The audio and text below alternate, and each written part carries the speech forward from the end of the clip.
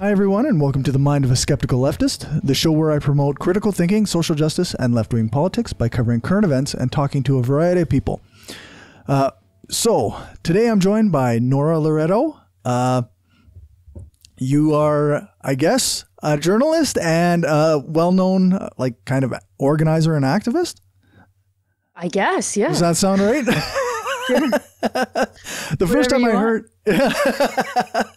The first time I heard of you was back with the Humboldt bus crash, and I saw you getting a lot of pushback for a tweet about pointing out that this would not be as big a deal if it had been people of color or indigenous kids or what. And so right away I was like, okay, this is a person I got to follow. So I guess one of the first things I wanted to ask you about was, what is your political philosophy? Like, how do you identify as any particular brand of leftist? Yeah, I would say I'm a socialist. Okay.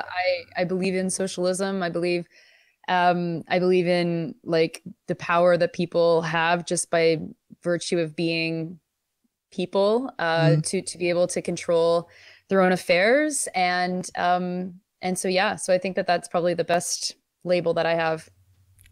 So do you think are you like a state socialist, or are you more like a libertarian socialist, or? I would say I'm a state socialist, but I also don't spend a whole lot of time like cosplaying that in my mind or in real life. Right. Fair enough. So, I mean, if the conversation was like, what, like design your ideal government, it would look like state socialism. But, because what I do is political commentary and I live in like the real world, like everyone else. I'm informed by socialism and socialist thought, to then like make sense of the world around us. And it then gives me a better idea of like, why is this so wrong? Why is this fucked up? How do we need to change that? How do we need to approach this? And so, would I love to be like at the inside of a cabinet of people designing Canada's like first socialist government? Yes, that would be really cool. That would be ideal. I'm not sure, we're there yet. And I'm not sure that there's a vehicle even out there right now to be able to get there. Sorry, comrades in the Communist Party. Yeah. So I guess when you look at like Democratic Socialists of Canada or the Communist Party of Canada, like they both kind of are in a sense doing that, but also trying to, I listen to New Left Radio from the DSA or DSC, and often they are dealing with things. They don't do a lot of political philosophy per se, right? Like they do a lot of like discussing current events and government as it is now. Whereas a lot of leftist shows that I listen to are doing political philosophy. So it's it's kind of it's good to have a mix, I guess. Well, there's no question. We need both, right? Like that is true. And I think that people get really too stuck in their minds. Like I'm often accused of like focusing too much on the NDP and why do you give the NDP ideas, or why are you such an NDPer, right? And it's like, I'm not. Like I joined the party to vote for Ashton, right? I mean, the reality is that they have seats. They are in government. In government. They are in the seats of relative power, right? They obviously are only in government in one place in Canada. Yeah. But but we need both, right? Theory and practice are both very, very important. And there are folks that only do theory, and there are folks that only do practice, and there are folks that mix it up, and that's great, right? That's literally what we need on the left. I'm not one of these people that looks at what looks at the communists and be like, oh, they're wasting their time because we're never going to have a communist government. It's like, right. No, the Communist Party of Canada is very, very important and useful. And I'm not a member because I don't care about joining another political party. I've got the political party that I am a member of, which is Quebec Solidaire. And it's good enough, right? They're social democrats. I wouldn't say I'm a social democrat. I have no problem doing that kind of work within a party that has 10 elected seats. Yeah, I've noticed. I being in Saskatchewan, the most left party that I have access to, I guess we have the Greens who have 0 seats, and we have the NDP. And I mean, I'm not happy with the NDP, but they are who I can communicate with and maybe make some changes happen. So, well, and it's also strategic, right? Because like average people that don't really care about leftist infighting and factionalism, they are the ones that do vote for the NDP, and they're the ones that the NDP listen to, right? So it's like, how do we engage those communities, and how do we get people to understand? Like, how do you either force the NDP to not suck, or how do you get people to understand that the NDP sucks? Both of those require engagement with the NDP. Right, so I don't have a problem at all with trying to figure out how we engage with the NDP. What I have a problem with, of course, is like the folks within the party that are like so sycophantic about their project that they can't see how like there's a real problem actually as well with it. And I'm going to keep adjusting this mic because of course I have a microphone stand that does not want to stay up. Yeah. I used to have my microphone kind of up on the shelf, and it would always sink. So I'm always lifting it back up. So I finally found a good spot though. I haven't had to do this too often upstairs because I have a recording kind of booth, but our internet's not good enough to do the live. Fair enough. Yeah. So how did you reach your political views? Was this something that have you always been on the left, or were you raised more conservative? No. I mean, it's funny because I never really thought about my parents having a political orientation, to be honest. Like I didn't know what my parents' politics were until like I was a teen. They were both teachers and they were both active in their union. And it didn't occur to me that made them a certain political stripe. And quite frankly, I've never even to this day talked to my parents about who they vote for or not. I mean, I can guess, but I could be wrong, really. I know more about like how my grandparents voted than my parents, which is kind of funny. So you're not at home like actively arguing with your parents about things? Oh, hell no. No, my parents and I are very close. Like we have a very friendly relationship. Like I would say we're friends. Okay, that's cool. And yeah, it is cool. It's really special. I mean, it was really, really not special when I was like the ages of 9 until 16 because it meant that I saw my parents as like equal, right? Which probably drove them crazy. And grade 9 science, I got yelled at by a professor who was saying, "Do you talk to your parents like this?" And I yelled, "Obviously I do," right? So yes. Yeah, like obviously, right? No, I just pull it out for random teachers who I barely know. Like, no, I talk like this. But yeah, no. So arguing politics with my parents, we didn't argue. We discussed politics all the time, but we never argued because it was always about trying to understand how something operates a little bit more. I did argue. I mean, there was this like very famous Easter around the time that Canada invaded Afghanistan, where it was like me at 16 years old, literally arguing with all my uncles, right? Okay, wow. And my father like kind of being like, "Yeah, that's awesome. Like she's right," you know.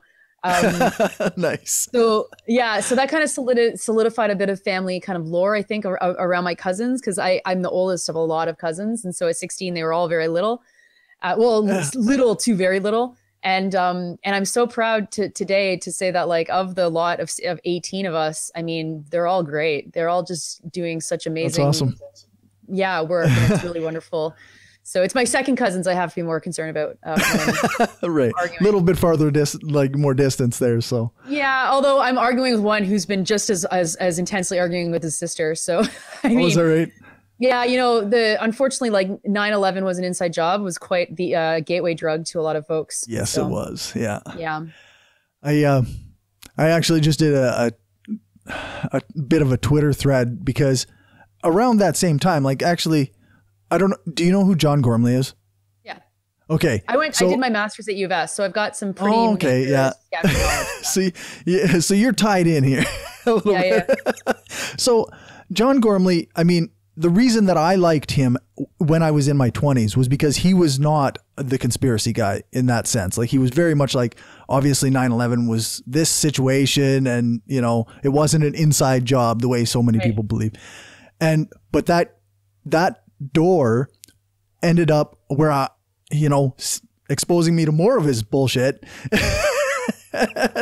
and I mean, I was a conservative when I was in my 20s because of that. And so I just wrote this long tweet thread about how I think that John Gormley is partially, if not entirely, responsible for the bad critical thinking skills that many of the Saskatchewan people have right now. Yeah, so, I think that's a fair thing to say. But yeah, so that's good old Saskatchewan. So I guess, how do you apply your, say, a socialist philosophy in your everyday life? That's a good question. First of all, I have a partner who shares my politics exactly. And so that helps, because if we were fighting all the time about this stuff, I think that would be very, very difficult. Yeah. And so like solidarity and support for folks who do have to exist through that, because it is really, really hard. And I know that you have to make peace with a lot of contradictions that you just don't like. We arranged our lives. We moved to the city together because he had a job and I didn't. And we arranged our lives in such a way that allowed us to not live with a car, to live downtown. We both come from the suburbs in the GTA in the Toronto area. And that kind of existence, it just makes you never want to touch a car. I mean, a lot of folks, everyone I grew up with still has a car. But, the desperation, isolation, horrific existence of the suburban life of Canada definitely in both of our minds cemented that we would never want to live like that. And so we didn't have to argue. And then also I live in a city where living downtown is cheaper than the suburbs. People do there's flight to the suburbs so people can have not a 150 or 200-year-old home because it's Quebec City, and to actually have, a backyard or whatever, all this kind of bullshit that people want. And so that's been really great. And it's surprising, right? Because people are like, well, you've got 2 young children. Like, how can you live without a car? And, it's like, well, did you know that you can take a taxi to the airport or to the airport or to the hospital or to the mall, right? Like, yeah, it's 18,000 taxi rides if you paid $60,000, 1,800 taxi rides if you paid $60,000 for your car. Geez, yeah. Right. When you look at it that way. Taxi rides, right? Yeah. So there's ways to look at this stuff that you're like, wait, actually, maybe I don't need this. It sounds expensive when you say, yeah, I take the taxi at these places, but buying a car is expensive. It's so not, yeah. And then of course we bike everywhere. We're on transit, right? There's other ways to make, like we took the kids to daycare every day on the bus, right? No big deal. Our kids were 3 years old and they were able to ride a city bus without falling over, right? So these things are possible. Actually, yeah, like that's one of the great things about raising my son in Regina versus I grew up in a smaller town with no transit system. Like, he had to learn the transit system, so he knows how to do this. He doesn't, and he's not, super excited about getting his license. He's not too worried about it. So he just takes the bus when he wants to go somewhere. and I mean, I at his age, I could not have conceived of such a thing. No, me neither. I mean, the first time I was on a city bus in my life, I was in grade 6, and it was only because our school bus, we were going on a field trip to Hamilton, and our school bus broke down. And then the bus driver had to give us all bus fare to get to where we're going on the city bus. Oh, wow. And that between then and the age of, I don't even know, 17 or 18, when I was old enough to go to Toronto by myself, that was literally never been on a city bus before. I mean, I was looking at people like they were freaks. Like, I was just like, what are you doing? Yeah. How can you just sit there? What are we doing here right now? Like, it was the most mind-blowing experience I'd ever had, was being on a city bus for the first time. Yeah. I imagine Toronto is quite a bit different too. Like, I've only been there once, and it was, I don't know, too much for me. Maybe my farm blood was going crazy. Yeah, it's pretty. I mean, I felt like that. Even though I grew up in the GTA, it was far enough away from Toronto that you would only go there for holiday. Like, it really wasn't. I mean, I got older and realized that, oh no, there's this huge transit system that if I drive 45 minutes to get to a station, I could then take another 45-minute train. Like, so that's kind of the distance we're talking about. Right. Of course, it's different now, which is great. They're much more connected to the transit system, but yeah, like, there's just small fixes, right? Like, we found out how easy it was to get our house off oil heating 3 years ago. And so we just did that. And it cost an extra $300 a year. So we were like, that's a cost we're willing and able to take on. So boom, off oil. Okay, great. I stopped using the dryer, like really basic stuff, right? But tasks that like have allowed me to kind of reconnect with like the fact that doing things is actually good. Like we don't need to automate everything in our lives, and that there is a bit of like meditative value to hanging your clothes, right? Right. And the only space you need to do that is on top of the washer. I mean, like you don't need that much space, right? So, and we don't spend any money on anything. I mean, the consumption in this house is very low, and that's probably more because we're just both very cheap. I mean, like we, you know, that's just how we live. Like don't have a TV, I mean, the kids are going to be just terrible typers. That's going to be a real problem when we get to school. But yeah, and then of course, then that's all very small. Those are all very small individual ways to live. But so then the collective action, like, so I'm involved in a lot of stuff in town. If there's, you know, we obviously attend rallies, we attend meetings if we can, right? Depending on the kind of meeting they are, or some sort of action towards the government or city hall or whatever. And so we're quite engaged, and because of that, we have a lot of friends who are engaged too. And so that multiplies, right? Then you can find out what's going on, and you can get involved in other things, or people can invite you to other things. And that's all part of social struggle and change, right? Now there's so much going on, right? Like I was a student activist and anti-war, and then the environment, and there's so much going on.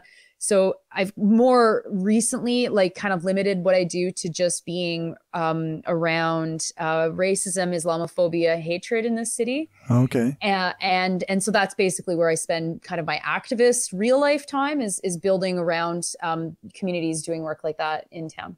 Yeah, it seems like there is a lot, right? Like it's hard for a person to be in every single thing that is going on.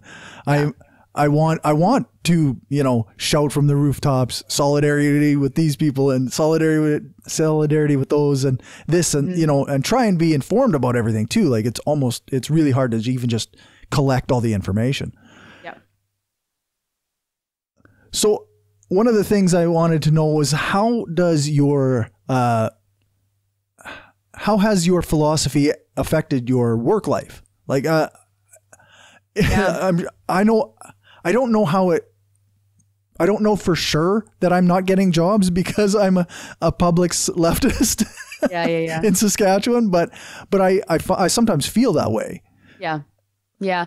I think that, we can be too paranoid. I think that we do have to be very realistic in our paranoia. And it is probably not the case that all of the reasons we don't get hired is because of our politics. But I say that as someone that is regularly not hired because of my politics, right? Right. So, I mean, I've had to get rid of ideas of certain dreams that I was going to achieve because I value being able to speak out about certain things. Right. And that's not a value statement for like saying that everyone must speak out about the things that they believe in. It's just about who I am. And that being about who I am means that, just like I don't live in Toronto and I'm not going to be near media jobs like I used to be when I was in Toronto. I have chosen to be outspoken and fearless and, all of this stuff. And that costs you for sure. That costs you work. That costs you colleagues in some cases. It certainly can make it a little bit weird. I mean, people when they meet me are always surprised that like I'm not like angry or something, and I'm like, no, I'm not angry. I'm just kind of an average person, right? Yeah, I mean, there are things that make me angry. Yeah, exactly. Like, sorry, aren't you fucking angry all the time when you're online? Like, why would you be online if it's not to be angry, right? That's where we're I'm not angry everywhere else. And yes, of course, I have a whole existence that I don't write about online because why would Naturally. I? Right? Yeah, exactly. Yeah. But yeah, so you just have to like find what works for you and then push that limit. I think that's the thing, the most important. And and yeah, and set your expectations accordingly, right? Know that, yeah, you know, the NDP would never vet me as a candidate, right? Right. Yeah. Yeah, like no matter how many individual people that you meet might say, "Hey, you should probably go into politics. You seem to know a lot." Yeah, it's just not going to happen. No, it's not going to happen. And not only is it not going to happen, but like, could I think of a better way to spend like every week of my life? Yes, I can. Literally doing anything else. Yeah, it's actually pretty easy to do that. Yeah, that demands zero sacrifices. Yeah.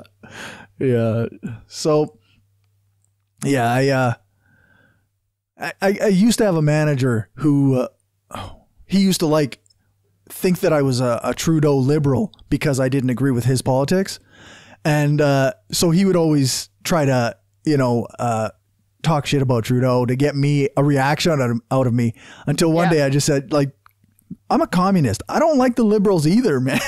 Yeah. And he never bothered me again after that. Yeah, it's like, sorry, at what point did you guys think that you got like total like authority on hating Trudeau? Like, I've been hating Trudeau before you knew that guy existed. Like, right. I had a meeting with Trudeau and I was like, this is a guy I'm going to hate. Like, this is not good. Yeah. Nepotism in human form. Yeah. Like, sorry, who likes Trudeau, right? Obviously, that is an indication that someone should not be trusted if they like Trudeau, right? The Maple Leaf Brigade, Maple Leaf Flag Brigade on Twitter is a good example of that. But anyway. Yeah, that's pretty good. So I guess, what did I got? I've got a couple things. One of the things I wrote down in my notes here is, what are some tendencies you have seen on the left that are stopping us from being successful? Or is it an internal thing? Is it some, no. or, no, it's not. I mean, there's obviously the left doesn't help itself for sure, but it's not an internal thing. No, I mean, we are dominated by liberalism, right? Liberalism is the status quo. Liberalism absolutely despises the left. Right? Yeah. Liberalism despises the left more than it despises the right. And it despises the left more because it needs the right? Liberalism has to create this fake continuum where it finds itself in the center. And to be in the center, it has to create a boogeyman on the right with the right wing. And to create it, it means that it has to promote it. It has to, like, right. The way that Donald Trump got elected, like, you remember all the work that Democrats did to make sure that he was the candidate because they needed like the biggest boogeyman possible, right? Yeah. Whereas with the left, the criticism, like with the left is like, not looking to do genocide or kill people the same way the right is, right? Yeah. Left-wing extremism does not create terrorist violence where like a left-wing extremist is going to drive to Parliament Hill and try and shoot Trudeau like the right. Right. And in fact, our criticisms don't sound completely bonkers, right? Our criticisms, like, we're able to talk about global capitalism and profit hoarding and all of the horrible stuff without talking about anti-Semitic tropes like the George Soros conspiracy or trying to make the Great Reset into something that it's not, right? Yeah. And so we are far more dangerous to the liberal project than the right, and they need the right. And this plays out in history all the time. The way liberals have always been, closer bedfellows to the far right than like, and certainly not enemies to, in the way that they're enemies to the left. And so that creates a giant problem for the left because it means that we have to be way more organized, way more skillful, and way more on top of things to just get, a little bit ahead rather than even as far ahead as all of us want to be. And so when you look at it in that context, is there things that the left does to itself that makes it harder? Yeah, obviously. Of course there are. And so what are those things? Because I think that's a very interesting conversation to have. But like in the grand scheme of things, we're talking like 10%. The real roadblock is not ourselves. No. No, it's not. So we've acknowledged that the real roadblock is that 90% is external. Okay, so let's talk about that 10%. Well, the NDP doesn't do us any favors, because rather than taking like some cues from the conservatives, where they're like, hey, the far right actually pushes our politics to the right. They are useful to us in a whole bunch of different ways. We are going to tango with them in a very specific way while being able to like maintain publicly, oh no, we don't have anything to do with these folks, right? The NDP is like, holy shit, a communist. Right, yeah. Wait, we don't like you for what? Like they much rather insult the far left than engage with them. They'd much rather be smug and smarmy about it. And the problem with that, of course, just makes you hate them, right? Then you're like, oh, fuck, I have to work with people I hate, right? And so that's very difficult. And then the labor movement, this is a whole other part where the labor movement is, of course, not it's not de facto left wing. It's working people, right? And working people are not de facto left wing, obviously. Yeah. And so that's where you have to organize them. That's what we talk about organizing, right?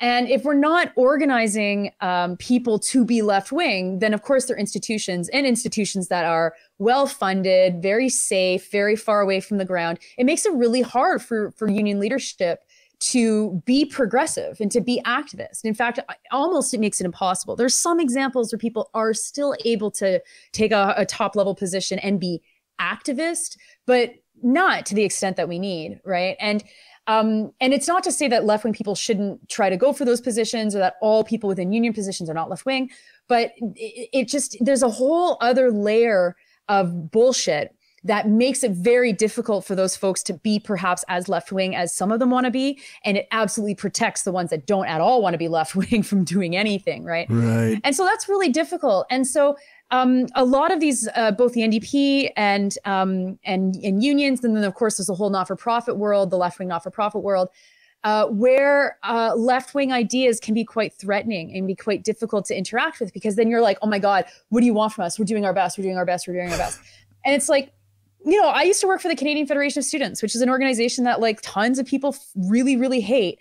And the hatred that we got from people on the right or from the Liberals was the kind of hatred that you want tattooed on you. You're like, yeah, this is the person that hates me, right? Like, what's that great line from this season from Rick and Morty, right? Like your booze mean nothing. I've seen what makes you cheer, right? Yeah, that's right. So you're like, yes, but the hatred that we got from the left was always something that I worked very hard to understand, work through internally and understand, like, how do we see that the demands from people who are on the left of the student movement getting mad at our organization for not doing enough. And their role should have been, and it was to always force us to go further, to always force us to fight for stuff like free education and to fight for stuff that would make some people uncomfortable because it was harder to explain to people, right? You have to have that conversation and that education. And there were certainly people I worked with that didn't like that criticism, right? A lot of them work in labor in the NDP now. Funny. So they carried that dislike of that criticism over. Yeah, I mean, it's to their core. Okay, fine. At least they're being authentic. Like, you can't get mad at that. But on the left, like, you have to embrace it, right? And then you have to then get past the people that you hate, past the people that are insulting you, past those personal petty things, and be like, okay, but what's the message? And in that case, the message is almost always, go farther, be more radical on our core issues. And yes, absolutely. And so my job as a staff person was to be like, okay, then how do we do this? How do we put forward a plan that says we want free tuition fees to a government official, right? Right. And then it becomes quite difficult. And that's also where you get a lot of opposition, where it just is hard. And so people are like, oh, that's hard work. I don't want to do that. And it's like, no, we have to do it. We have to do it. And so, I spent a couple of years like figuring out how to translate radical demands into a not radical context. And the distance that we traveled from freeze tuition in 2005 to free tuition in 2010 in Ontario was not insignificant, Right. It was actually very, very important for us to have gone that far in that period of time. For sure. And a lot of things changed to make it possible too. You know, we were talking about free education. They were talking about free education in the United States, within the colleges. The Quebec student strikes were happening. And so in Ontario, we were able to point to say like, look, that is where college is free. And there's a reason why college is free. Look what they're doing to defend it. Yeah. But it took a lot of humility, and it took a lot of having a very clear political orientation in that position in the first place, which of course is not really where radicals find themselves. They don't float into positions of bureaucracy if they're a true radical, right? Right. Yeah. So that can be very difficult on the left.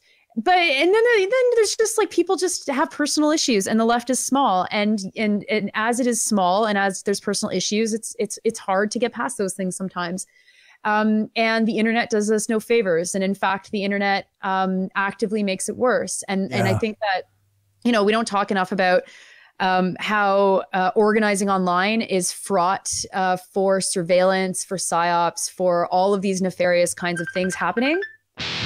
And the reality is that they do happen online. They really, really do. And the left is not big enough, strong enough, doesn't have enough bureaucratic networks and structures or whatever to be able to come up with consistent ways to fight back against that, to come up with organizing strategies that just aren't able to be co-opted in the same way.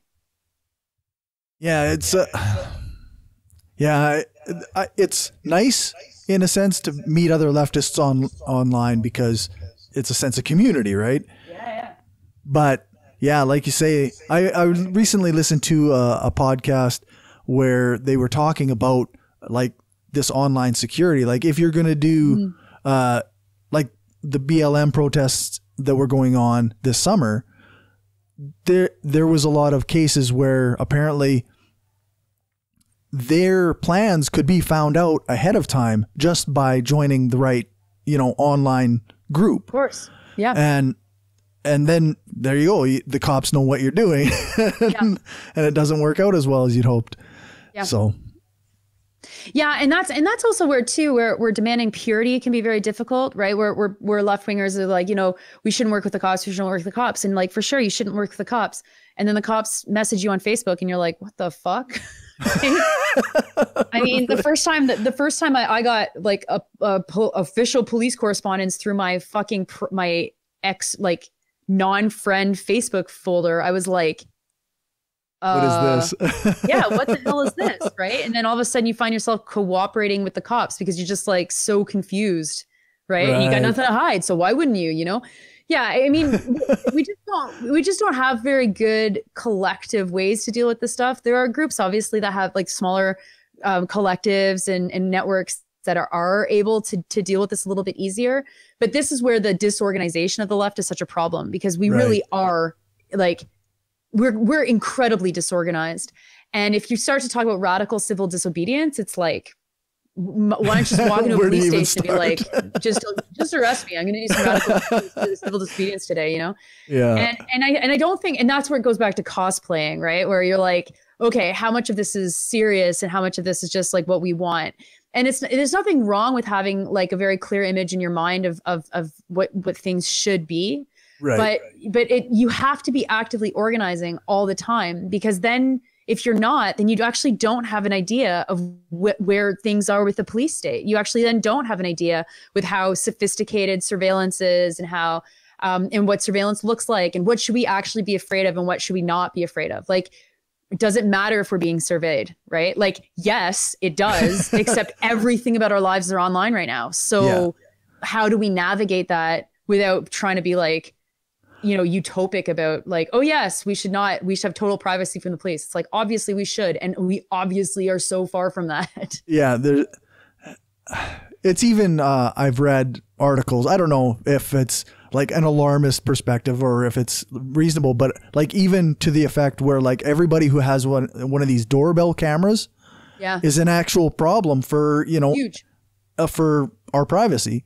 I don't know a single person that looks at that and says, I want that. You know, like, and it was kind of my partner and I have had these discussions for a long time because I'm obviously, you know, targeted. Right. And so it's like, you know, we don't want the police to be involved. And so do we get cameras outside of our house? And then you start to think, well, that'd be pretty cool, because then you could see like the funny stuff that happens out in the middle of the night and all this stuff, right? And then you're like, why? Wait a second. Yeah, why the fuck? We don't need to see that. Like, you've gotten up at 3 a.m. and looked outside. You know what you see? You see nothing, right? Like, yeah, that's right. So yeah, the surveillance that's just hanging around everywhere, from that to, I mean, baby monitors is a whole other level of weird ass surveillance that I'm just so surprised that's normalized. And then of course I have kids and I'm like, oh wow, right, you need a baby monitor when you live in a big house and you have a TV. If you don't live in a big house and you don't have a TV, you don't need anything telling your kids crying because you can hear it. Yeah. Right. And so then you start to realize, oh, this whole industry is based on like a very shitty existence. I didn't know that. Yeah. Yeah, until you start to like notice it. That because a friend gave me a baby monitor and was like, oh, here, it's like a little walkie-talkie. And I'm like, yeah, great. And then once I had kids, I was like, sorry, what is this for? Like, when would I ever need this? I can hear like, oh, it's totally quiet still. Like, just go into their room. Like, it's not like, and my apartment's bigger than most in the city, and it's still like not big, right? Right. Like, yeah. We live in a relatively small house. Nice. It's a duplex, I guess. And so, yeah, like I'm anywhere in the house when the little one is crying, I can hear her. Yeah. Like, what's the monitor going to do? Yeah, right? That's right. Wait, go to sleep, right? Shut up. Yeah, ours isn't even two-way like that. No, I don't think most are. So it wouldn't even work. Yeah. No, it was like I had a real dose of that when my kids were in the ICU, and they were like, so I was looking a lot. My kids were both early, and so they lived in the hospital for a month and 2 months. And it was like, yeah, we've got programs to get an iPad set up to your kids' isolate. And I'm like, to see what? Right. Like, you know, I'll come in once a day. No, I'll come in once a day. That's good enough. Oh, you want to share your parents? No. Like, and again, and see what? Hey, mom and dad, look, kids got tons of wires coming out of them. It's so amazing. Right. You know? Yeah. So one of the things that when I emailed you about coming on the show, we talked about what you might want to focus on a little bit, and we haven't touched on it yet. You said workplace outbreaks of COVID. Yeah. And I think that's really actually super important to talk about. I talk to my dad a lot, and he still, even though I try to bring it up with him as a workplace issue, he still always is bringing up the idea that young people are to blame for outbreaks that are going on. They just can't stop partying. Partying all the time. Yeah.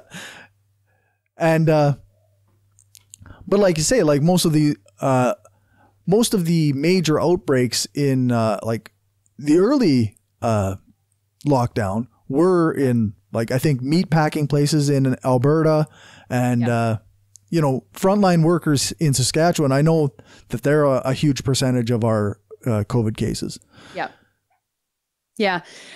So workplaces have been the driver of the crisis from the beginning. And, you know, of course, long-term care are workplaces, right? Right. Yeah. Schools are workplaces. And so when we think about long-term care as a workplace, then we think about there being management who has a job to protect workers, and those workers who have a job to protect the residents or the patients or whatever, right?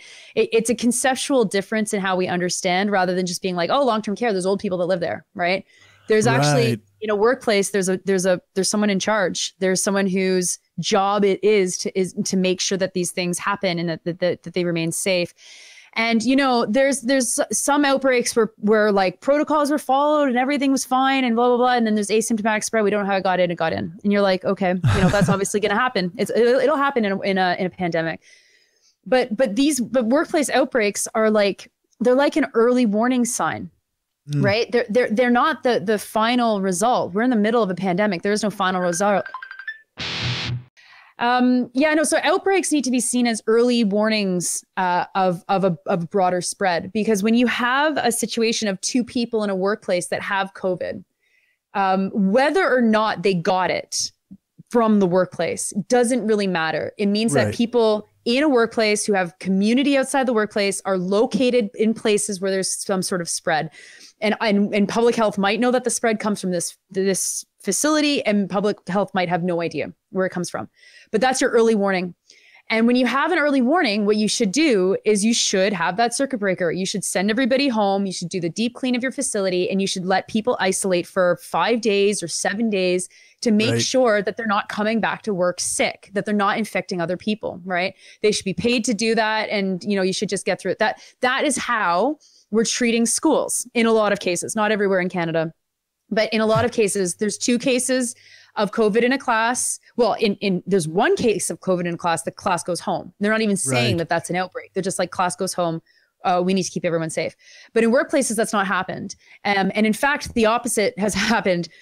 1 case, 2 cases, 5 cases. Maple Leaf plant in Brandon had 93 cases, and the ownership and the chief public health officer of the province, Brent Rusin, were insisting that none of that happened in the plant. That was all community spread. And it's like, who motherfucking cares if that's true? Which one it is not, obviously. Absolutely not. And 2, even if that was the case, who cares? It's happening. I mean, it doesn't make any sense. It's all concentrated in your plant. So the workers who have a community, whether or not it's the same community or they come from different communities, they all come from somewhere. There is spread, and it's all isolating and concentrating within your workplace. And this is not happening at all. And so you can look at Alberta, where Public Health Alberta, or the Alberta Health Service, has this incredible list of every single place where there has been exposures or outbreaks or whatever. And that's useful, right? You can look at it and go, oh, there's an outbreak at fucking Earl's, right? It's like, God. Right. Yeah, it's called their food, right? Okay. So let's avoid Earl's for 2 weeks. It's like, no, not let's avoid Earl's. You shut that place down. You pay the workers to stay home, and you hope that none of those workers are going to go on and infect someone else, right? And then you also help them isolate in their own home, away from their own families. We haven't approached that at all in the outbreak, and so it's not at all a surprise that this keeps happening. Yeah, this is, I think, the one thing that I have heard a lot. Like, everybody here is against a lockdown, right?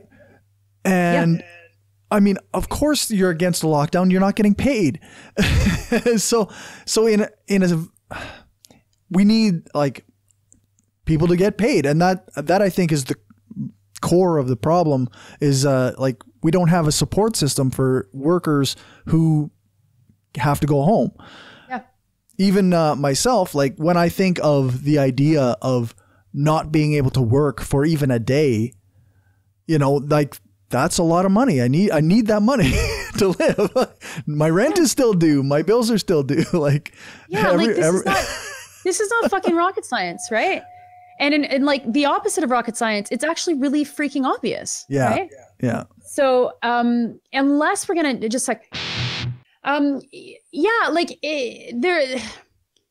we know that this illness is hurting people with disabilities the most of all people, killing people with disabilities the most. And what have been the specific sources of aid for people with disabilities? I mean, your province is cutting people's provincial disability payments. Yeah. At the same time. It's just like. Yeah, they're clawing back anybody who got CERB. Like, what right. It's a joke. It's so enraging, right? And so it's like, okay, so that's the kind of help. People with disabilities in this country are given, what's the check? I think $600 is the max. I forget if it's 6 or 3, but it's definitely not higher than 6. Single time check for the whole year. Wow, cool. That is big whoop, eh? Big deal. Like, how much is that? $600. That's 2 weeks of groceries for a family, right? Okay. Yeah. They're gonna live on that. So you start with the group the most affected, and then you go from there. So racialized communities, right? Low income communities. Yeah. What aid has been for either of those groups of people? Nothing. No targeted aid at all. You look at the aid for women, right? What aid has there been for women? Nothing. There's been discussions about childcare, right? As if childcare is a woman's issue. It's not. It's a parent issue, right? The majority of women not actually having children of childcare years, right? Age. Okay. And then what's the other big investment for women? $100 million for shelters. Wow. Well, that's not, yeah, that's not it. That's like the end of the worst of the possibilities of things that can happen to women. So it's like, so we're going to give $100 million to the shelters just so that like, if anyone's getting hurt, if anyone's getting beaten, because everyone's in lockdown, you're just going to just go to the shelters, right? And of course, the shelters burn through that money very quickly with PPE requirements and social isolation and separating people in hotel rooms, right? No, it's a joke. It's a complete joke. And so, you know, how do you look at these issues? How do you look at where the spread is happening and give no money to it? And then get mad that this is still happening. And the problem, of course, is that it just hasn't been communicated very well by journalists. And so average people are like, you've already closed my gym. You've already closed my restaurant. I haven't been to the bar in 5 months. What more are you expecting me to do? And rather than journalists saying, it isn't about you doing more. What the problem is that governments are not doing what they should be doing. Yeah. Journalists are like, you just need to do a little bit more, or you don't really need to go to that bar, or your church is so important to you. You can do online church, right? And it's just like, this has nothing to do with online church or your fucking bar or whatever. It's about politicians who absolutely refuse to put the money where it needs to go to stop this pandemic from being as bad as it is. And people should be outraged by it because it is the most colossal fucking fuck up that any of us have seen in our lives, right? Like, I mean, now I'm starting to get the sense of what World War I must have like felt, where you're just watching governments be like, yes, young man, we were going to literally send you to death for no fucking reason at all. Okay. Now I'm seeing like the mass mental illness of like, yes, we'll just, I shouldn't even say that. That's not fair for me to say. Right. It's like, anyway. But it is fair to be frustrated. Yeah. I was thinking, one of the things that occurs to me about all of this is the federal government is spending whatever $381 billion in a deficit. And that's all that I see on many Canadian outlets is deficit spending. The deficit's so big. It's the biggest we've had. Like, I don't give a shit about the deficit. Like, where is it going? Who's getting the help? That's what I care about. Like, why are we not seeing any of this helping your everyday people? It's deficit spending. That's all they care about. I don't know why. Yeah. Well, we're getting close to what would be the end of the show. So first, before we get into the segments that I'm trying to do every episode, tell me a little bit about your book. Sure. And also just, I'm going to have to go at 2:15, like in 15 minutes. Okay. Yep. Because that's the gym class time. Yeah, that's fair. Yeah. So I just wrote a book called Take Back the Fight, Organizing Feminism in the Digital Era. And I talk about a lot of these issues, actually, but as it relates specifically to feminism and the feminist movement. And my goal with it was to talk about how power needs to be confronted and how social change happens. That doesn't happen thanks to the hand of a benevolent prime minister. It happens because of confrontation to power. And to build confrontation, we need to build organizations, networks, collectives, campaigns, tons of different things like that will have us be able to force power into taking a certain kind of action. That's awesome. Yeah. It's fairly new, right? Like, you wrote a book a long time ago too.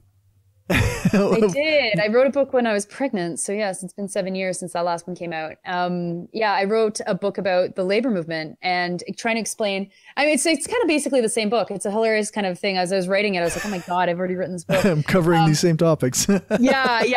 I should do a comparative study of the two of them because obviously it's like, 7 years of analysis between and my writing skill and all this kind of stuff. Right. But the movements are different. And I talk about, in the first book, which is called From Demonized to Organized, Building the New Union Movement, I talk about the role of labor within Western democracy or liberal democracy and how it's the only thing that has a democratic force to be able to confront governments, and why we need to understand labor in that context, that we see it not just as an agent of bargaining, of collective bargaining, but as a direct confrontation to power, right? Okay. In the feminist book, it's a bit different, right? Because the feminists, like workplace organizing does not look the same thing as civil rights organizing, right? And when you've got a situation that's a bit different, like where you don't know how to plug in, or you don't have it, you can't just unionize your life, right? Right. And because feminism has become so co-opted, and it's not even clear what feminism even really means anymore, right? Because everyone is a feminist. You're either a feminist, you're a member of the Conservative Party, and even there's members of the Conservative Party that say they're feminists, right? Yeah. And so my goal is to describe things for people that have just never really seen how social movement action can create certain kinds of change. Okay, cool. Yeah. So, I think we're running low on time. So I guess, where can people find that book? Yes. You can get it at your favorite local bookstore, or most hated. I don't know. Maybe you've got some sort of. If you order it from Amazon. Don't. Yeah, you can, but don't. Don't do it. No, you don't actually save very much. So, yeah. Or you can order it direct from the publisher. The publisher is called Fernwood. So just look up Fernwood Publisher and the book name, Take Back the Fight, and you'll find it. Cool. Okay, so we can maybe rush through this a little bit here. I normally do a segment of the show called Counter Propaganda. I didn't have time to do anything this week, so I don't have any counter propaganda to cover. I don't know. Was there something that you think is in the news that needs to be debunked? Yeah, I mean, everything. Yeah. Today, the big news in Canada is extended care and Sienna Senior Living. I actually have a very hard time saying that. Sienna Senior Living. Both took the wage subsidy money and then paid out millions of dollars to shareholders. I mean, the news is not surprising. We knew extended care had done this already. Right. In both extended care and Sienna Senior Living homes, I mean, extended care almost had 300 deaths, and Sienna probably had, I don't know, probably about the same actually, because they had they've got fewer homes, but like some of the death rates were really, really high in Ontario. And so, you know, this is being reported by the news as just being horrible and awful. And for some reason, it's all like making extended care sound like an Ontario issue. They're saying Ontario homes, an Ontario company, even though extended care, of course, Regina's largest, death count, is at, Parkview or Park Hill or Park? Yeah. Parkview, I think is their name. Parkview. Because I enter this so much every night. There's like, there are literally like 30 homes with the word park in them in Canada. Yep. Yeah. Yep. They like to name them the same things. Yeah. And so like, that's all true, right? So fine. So what's the part that needs to be debunked? That these facilities, like they had to take the wage subsidy. Like shareholders legally expect these management to maximize their profits. Yeah. And had extended care not taken it, the shareholders could have gone after the management for being negligent on their profits. Yeah. And I don't say that to justify the actions of the management. I mean, like they can fucking fuck themselves to an extreme extent. But it does remind us that the federal government could have put legislation around the wage subsidy to be like, oh, if people are dying in your long-term care facilities, you're not eligible for this. The government could have done that. The government could have made this list public earlier so that we knew, right? This is the first public disclosure. Well, it happened at the end of October of the wage subsidy. So where we had heard about CERB abuse nonstop from the moment people got CERB in April, the wage subsidy did not get the same kind of coverage. And why is that? Well, it's because it was a direct wealth transfer, a historically massive direct wealth transfer of the public right to private coffers, as we're seeing. And then the other part of the story, of course, is like, well, who are those shareholders then? How could those shareholders be so evil as to demand that they profit from people dying within long-term care? And the answer, of course, to that is it's a lot of things that we hold. It's a lot of mutual funds. It's a lot of stocks. It's pensions and this is the system. This is the system, exactly. And so if you're mad about it, and you should be mad about it, it requires system change for us to stop this from ever happening again. And it's not as if journalists are covering it, unfortunately, in that frame. Yeah, no. Well, that actually that's a really good counter propaganda because, like you say, like it is. it's the thing that nobody seems to recognize. Like, I was talking to a friend of mine who works in the, he's like in banking or in the investment sector. And he talks about like the 2008 crash and how they absolutely, if Canada had deregulated in the same way that the US banks were deregulated, then they absolutely would have had to use that deregulation to maximize shareholder profits, which would have led to a crash in Canada as well. Yeah. Yeah. It's just the way the system works. It's just, there's no way around it unless we actually get at the root of what's going on. Yeah. And like, let's be clear that the federal government absolutely could have built into the wage subsidy checks and balances to stop this from happening, right? Yeah. Anybody that paid out shareholders should have been not allowed to get the wage subsidy, because obviously they would take the wage subsidy and subsidize shareholder profits. Obviously, they are legally bound to do this. Yeah. And the federal government knows that, and they still didn't put anything around the wage subsidy to stop it from being used in this way. And so like, yeah, like that, it's by design. The Liberal government did it. They easily could have not done it. And they are the party of Bay Street. They're the party of profit. So this is not surprising at all. Yeah. When both the Liberals and Conservatives both vote against a 1% wealth in tax, you know, they're on the same scene. Yeah, for example. Yeah.